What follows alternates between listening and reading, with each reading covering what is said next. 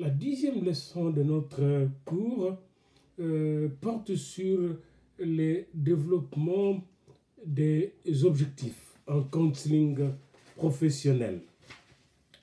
Vous avez donc entendu le problème de votre client, de votre patient, de votre consultant, vous êtes le consulté, de votre analysant, vous êtes l'analyste.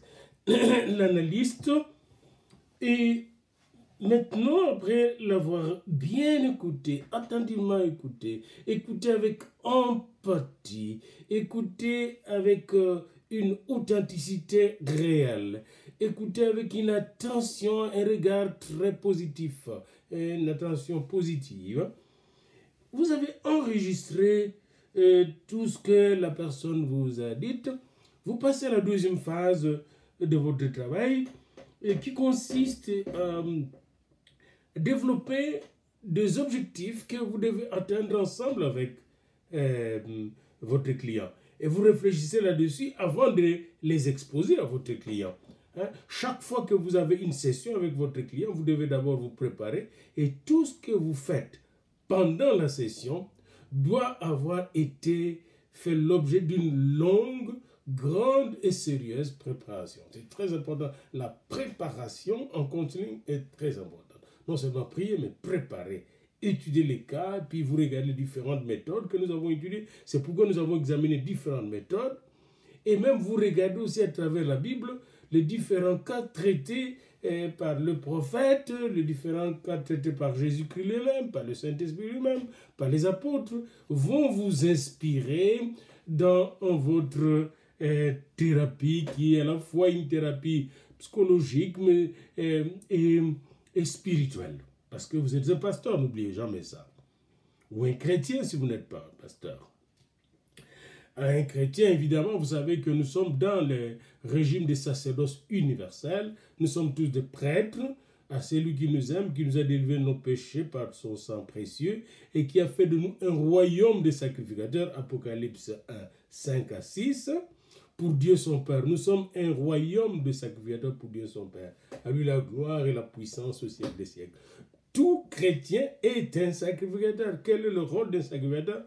Intercéder auprès de Dieu pour les autres et prendre soin des brebis du Seigneur et leur communiquer la bonne parole pour que les brebis aient la vie en abondance. Alors nous revenons à notre cours, bien-aimés. Vous devez donc vous fixer des objectifs à atteindre et ces objectifs conformément à ce que vous avez entendu. Et la fixation des objectifs a 4 fonctions. La première fonction, c'est que la fixation des objectifs vous motive et va motiver le consultant à vous consulter davantage. Parce qu'il va voir clairement, voilà l'objectif qu'on poursuit. Ça motive, ça clarifie les choses. Vous voyez? Et c'est très important. Et aussi, deuxièmement, non seulement que ça motive et clarifie les choses, ou la cure, ça donne la raison d'être de la cure, mais aussi ça éduque, ça vous instruit vous-même. Ça vous met dans un processus d'apprentissage, d'études continuelles. Vous voyez? Et en même temps aussi, votre client est en train d'étudier continuellement, un peu comme sur le chemin d'Emmaüs, n'est-ce pas? Les 2 disciples sur le chemin d'Emmaüs étaient en train d'apprendre tout en suivant l'objectif que visait l'inconnu qui leur parlait. L'objectif que visait l'inconnu qui leur parlait, c'est la révélation de Jésus-Christ. Et cette révélation de Jésus-Christ ressuscité devait le guérir de leur tristesse, de leur abattement, de leurs angoisses. Voyez-vous? Alors, c'était un processus éducationnel, finalement. Troisièmement, le fait de fixer des objectifs vous donne une référence objective d'évaluation.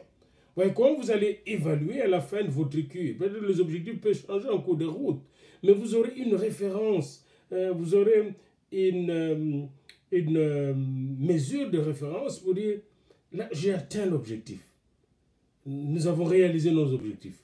Et c'est là que vous allez réaliser que vous devez maintenant vous arrêter. Donc, c'est à la fois motivant que de connaître les objectifs, c'est éducationnel, et c'est aussi une mesure objective d'évaluation. Et quatrièmement, le fait de fixer des objectifs vous donne aussi en counseling un moyen de pouvoir toujours comprendre et comparer les différentes méthodes de travail. Grâce, je vais dire ça comme ça, quand vous avez fixé des objectifs, directement vous savez, c'est telle méthode que je vais utiliser. Non, peut-être telle autre méthode. Vous pouvez comparer différentes méthodes. Peut-être 2 méthodes, 3 méthodes que je vais combiner pour arriver là. Peut-être qu'il ne faut pas seulement l'approche cognitive, mais ici, je vais appliquer à cette étape-là l'approche behavioriste ou comportementale parce que je dois aider les clients à se débarrasser d'un comportement qui n'est pas du tout comme ça. Donc, ça vous donne aussi un moyen d'évaluer vos méthodes. Vous voyez, l'efficacité de vos méthodes. Et même aussi, ça vous aide à savoir que vaut une méthode. C'est en mesurant l'objectif qu'il faut atteindre. Parce que la méthode vous aide, une méthode, méthodos, c'est le chemin qui conduit vers un objectif. Alors, les méthodes, les thérapies que nous avons, les théories thérapeutiques que nous avons, sont des voies, sont des moyens qui nous aident à atteindre des objectifs. N'oubliez pas, l'objectif principal, c'est le bien-être de la personne qui est en souffrance émotionnelle, en souffrance cognitive ou en souffrance comportementale ou relationnelle, personnelle ou professionnelle. Donc voilà donc les 4 fonctions des objectifs que vous fixez, à savoir la fonction motivationnelle, éducationnelle, évaluative, mais aussi méthodologique, si vous voyez. Méthodologie, ça vous aide à bien définir et cibler vos méthodes, et même à sélectionner vos méthodes, à combiner vos méthodes, vos approches. Vous devez être très flexible, à l'écoute toujours du client, à l'écoute de l'esprit aussi, du Saint-Esprit. Vous voyez, mais quand je parlais de la cure d'âme, je vous parlais de 3 intervenants dans la cure d'âme. Il y a le client, il y a l'intervenant, puis il y a le Saint-Esprit lui-même. Alors, quels sont les paramètres de la fixation des objectifs? Quels sont les 3 ou 4 paramètres de la fixation des objectifs? Premièrement, les objectifs sont fixés par rapport, premier paramètre, au client, à la personne même. Vous voyez, la personne même. Vous l'avez écouté. Quel est son caractère? Quel est son comportement? Quelles sont ses manières de réagir et d'agir, etc. La personne, c'est un grand paramètre. Deuxième paramètre, le problème que la personne vous apporte. Vous voyez, ça c'est très important, peut déterminer quelle méthode choisir. Il y a la personne, il y a le problème, puis il y a le contexte dans lequel le problème se pose, dans lequel la personne vit, dans quel contexte dans lequel il vit. Quel contexte? Est-ce que c'est un contexte de crise? Est-ce que c'est un contexte, n'est-ce pas, de querelle? Est-ce que c'est un contexte de perte d'emploi? Dans quel contexte? C'est un contexte de lutte, de guerre dans la famille, de guerre de sorcellerie, etc. Chaque contexte va déterminer la méthode à utiliser. Vous voyez? Donc il y a la personne, il y a le problème de la personne, puis il y a le contexte. Notez ça très bien. La personne qui me parle me vient avec un caractère, un tempérament, un comportement, une histoire. Comment je vais l'approcher? Est-ce qu'une telle personne est bien approchable d'après la méthode cognitive? Ou mieux par la méthode intuitive? Ou mieux par la méthode plutôt émotivo-comportementale, etc.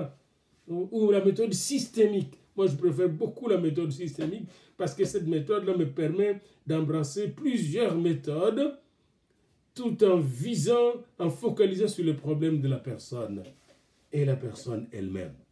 Donc vous avez la personne qui détermine la méthode que je vais utiliser, le problème qui vient avec la personne et les contextes.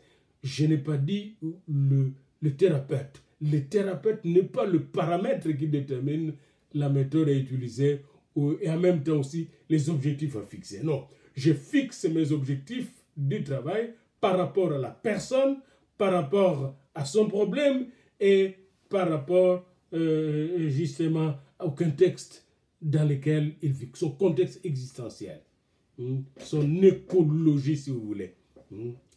Alors donc, le but c'est d'aider les clients. N'oubliez pas, le but c'est d'aider les clients et l'aider à quitter la situation de crise pour s'élever au niveau de la maîtrise de soi, du contrôle de soi, au niveau, n'est-ce pas, du bien-être de soi, n'est-ce pas, l'amener à la connaissance de soi, à la paix personnelle, n'est-ce pas, à l'équilibre personnel. Ça, c'est le but. Donc, vous voyez que je ne suis pas là comme intervenant. Moi, l'intervenant, il s'efface pour laisser l'autre avancer. Alors, quels sont les 3 éléments qui peuvent sortir de l'approche de la thérapie, plutôt de la pratique thérapeutique? Donc, le but, je vise qu'il ait des résultats. Quels sont les 3 résultats que je vise dans ce que je fais avec mon client? Premièrement, je vise le changement. Vous voyez? Mais dans ce changement, il y a un problème que je dois me poser.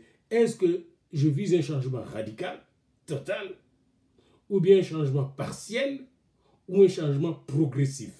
Notez ça bien. On peut avoir un changement radical, la personne change du tout au tout. Je peux avoir un changement progressif, je peux avoir un changement partiel. Ce que j'ai constaté dans ma propre vie, même quand Christ m'a touché, il y a eu des changements progressifs. Il y a des choses qui sont allées plus vite, d'autres sont allées progressivement. D'autres ont même rebondi peut-être à un âge avancé, et puis je me suis rendu compte, boum, ça c'est pas bien, c'est pas du tout chrétien, ça, c'est pas le fruit de l'esprit, c'est le fruit les œuvres de la chair. Je m'en suis débarrassé par la grâce de Dieu, et je m'en débarrasse encore aujourd'hui. Alors c'est très important pour nous de savoir qu'on peut viser le changement. Alors, les 3 résultats. Premier résultat, le changement. 3 possibilités de changement. Radical, partiel, si vous voulez, partiel mieux. Radical, partiel et progressif. Pas partial. Partiel, ça sera négatif. Mais plutôt un changement partiel. Deuxième résultat, c'est changer aussi son contexte, son milieu de vie. On vise, le milieu de vie doit être touché. Vous ne pouvez pas changer la personne sans que... C'est une personne plutôt ne peut pas changer, ce n'est pas vous, ce n'est pas moi qui le change. Une personne qui la change. Une personne ne peut pas changer sans changer son milieu, son contexte de vie, de travail, etc.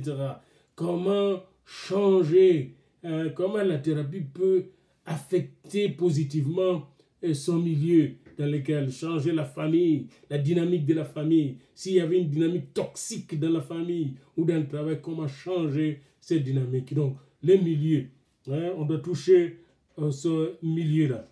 Et troisièmement, nous visons aussi de relever les niveaux de compréhension de la personne pour que la personne ait le moyen de faire face à d'autres crises par elle-même. Vous voyez, élever son niveau, l'édifier, le lever. Vous voyez, pas seulement le changer partiellement ou radicalement ou progressivement, et pas seulement toucher son milieu, l'aider à changer son milieu, mais l'aider aussi à se lever, à être au-dessus du problème. Vous voyez, au-dessus du problème. À telle enseigne que la personne va même rire du problème, rire de soi-même quand elle était dans le problème. Alors c'est important cette élévation parce que ça montre justement la maturation de la personne. Quels sont les obstacles auxquels on peut faire face quand on fixe les objectifs, surtout avec la personne? premier obstacle, la personne elle-même. Elle peut avoir une volonté, une farouche de demeurer comme elle est. Il y a des gens qui vont venir avec des versets comme me dit, il est dit dans la Bible, rester dans la même situation que je t'ai trouvé. Ils ne veulent pas changer. Ils ne veulent pas éliminer leurs addictions, ils ne veulent pas éliminer leur alcoolisme, ils ne veulent pas changer, pas du tout. Moi, je suis colérique, mon père était colérique, nous sommes comme ça. Mais si quelqu'un est en Christ, il est une nouvelle création. Les choses anciennes sont passées et toutes les choses sont devenues nouvelles. Mais pourquoi ce n'est pas devenu nouvelle? Parce que je ne les ai pas remises en question. Ma vision du monde m'aveugle et m'empêche de voir clair sur la situation dans laquelle je me suis empêtré, la situation difficile qui rend les autres grands, les autres malheureux. Donc il y a ma volonté. Deuxièmement, mon milieu peut faire obstacle aussi à mon changement. Le milieu peut faire obstacle au changement du client.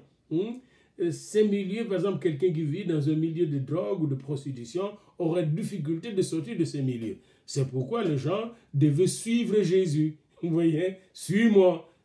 C'est-à-dire, les gens qui devaient quitter l'Égypte pour aller vers la terre promise. Même quand, après avoir quitté l'Égypte, il fallait faire un effort dans le désert pour que l'Égypte leur quittât, sorte d'eux. Donc tu peux quitter le milieu, mais ce milieu peut rester en toi. Il faut travailler pour se débarrasser de ces milieux que nous avons internalisés. Il y a une internalisation de choses que nous avons, n'est-ce pas, apprises dans le monde, des choses qui nous ont affectés, qui nous ont déterminés, qui nous ont déformés, et pour, n'est-ce pas, nous réformer et trouver de nouvelles voies de vie, nous avons besoin d'être transformés. Vous voyez, parce que la personne qui vous arrive déformée.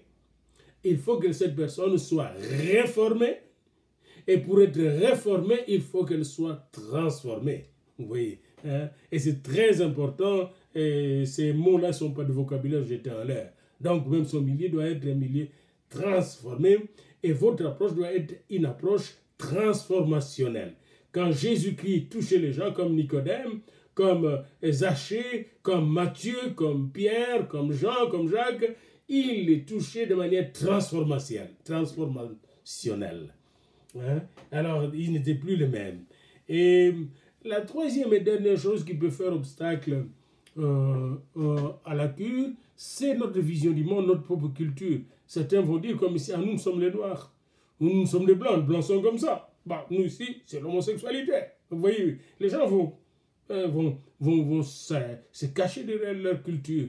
C'était comme ça que la femme samaritaine, quand vous allez dans Jean 4, intéressant de lire que lorsque Jésus lui parle de lui donner de l'eau, il dit, mais toi tu es juif, moi je suis samaritaine, comment tu me demandes de l'eau? Et puis quand Jésus va parler avec lui, avec elle plutôt, de l'adoration, il dit, mais vous, c'est à Jérusalem, nous, c'est à Garizim. Jésus va lui dire, ça ne sera plus ni à Jérusalem, ni à Garizim. Mais l'heure vient, elle est déjà venue, où les vrais adorateurs adorent le Père en esprit et en vérité. Et quand Jésus va nous proposer de l'eau à lui donner, il va demander cette eau, n'est-ce pas, qu'il lui donne cette eau. Et Jésus va dire, mais va chercher ton mari, va parler à ton mari. Dis-moi, tu as combien de maris? Il va dire le nombre de maris, puis Jésus va dire, tu as dit la vérité. Puis il va lui dire, oh, je ne suis pas marié. Le Seigneur va lui dire, tu as eu autant de maris. Puis elle va découvrir la femme petit à petit, progressivement, que Jésus était réellement le Messie. Qu'il est le Messie. Et là, elle est transformée. L'approche transformationnelle. Réalisez Jean 4, vous allez voir la première partie de Jean 4, comment ça touche cette femme, ça va toucher tout un village. Oui, c'est de l'évangélisation, mais c'est aussi du counseling. Il y a du counseling là. Il y a tout un tas de quoi là. Et Jésus avait un objectif qu'il visait. Et là, il a touché la volonté de cette femme qui devait faire obstacle. Il a touché le milieu de cette femme. Et il a touché même sa culture et sa vision du monde. Hein? Sa vision religieuse du monde. Et Jésus aussi est sorti de la vision religieuse du monde juive pour aller toucher la Samaritaine. Parce que vous savez que les Samaritains et les Juifs sont totalement divisés. Les Juifs considèrent les Samaritains comme des païens, des goïms, des gens perdus. Mais Jésus était capable de traverser cette barrière. Alors donc c'est important de savoir tout ce qui peut faire obstacle à la fixation des objectifs avec votre client, à savoir la volonté farouche du client de rester comme il est, son milieu qui résiste au changement et sa vision du monde ou sa culture. Alors maintenant, il y a des habiletés qui sont associées à la fixation des buts. Quelles sont ces habiletés? Les premières habiletés, c'est l'habileté verbale. Hein? Et vous voyez, quand vous posez des questions de façon claire, ce qui s'énonce bien se conçoit clairement, les mots pour lui viennent aisément. Et la personne vous répond aussi clairement. Et quand vous écoutez ces réponses, ça vous aide à comprendre quel est l'objectif de cette cure. Deuxièmement, il y a la visualisation. Vous pouvez visualiser un peu la situation. Vous pouvez comparer ça à d'autres situations, bien que chaque cure d'âme est différente. Chaque personne que Jésus a rencontrée l'a traitée de façon spéciale et différente. Mais il y a quand même des choses qui, au fond, reviennent. Par exemple, quand vous voyez quelqu'un qui est malheureux, vous savez vous-même que son visage est malheureux et triste, il y a un problème qui lui est arrivé. Le problème peut être différent de l'autre, mais il y a un problème qui lui est arrivé. Quelqu'un qui pleure, qui crie. Une fois, nous avons rencontré une personne qui pleurait ici dans un endroit public. On a dit, c'est pas possible. Il y a un problème. Voyez-vous? Parce qu'on sait qu'un humain ne peut pas pleurer comme ça dans un endroit public s'il n'y a pas un problème. Et là, vous visualisez un peu la chose, c'est-à-dire vous vous représentez de façon visuelle les clients tels qu'ils se présentent devant vous. Comment ils se présentent? Quel est le poids de son problème? La visualisation. Troisièmement, il y a le verbal, il y a la visualisation, mais il y a aussi votre empathie. C'est très important. La façon dont vous accueillez l'autre, la façon dont vous le supportez, vous le comprenez, va vous permettre de saisir l'objectif de votre travail. Et pendant ce moment-là, vous dialoguez avec elle, vous posez à votre patiente, à votre patient, des questions très importantes. Vous structurez bien vos questions pour savoir quel est son problème.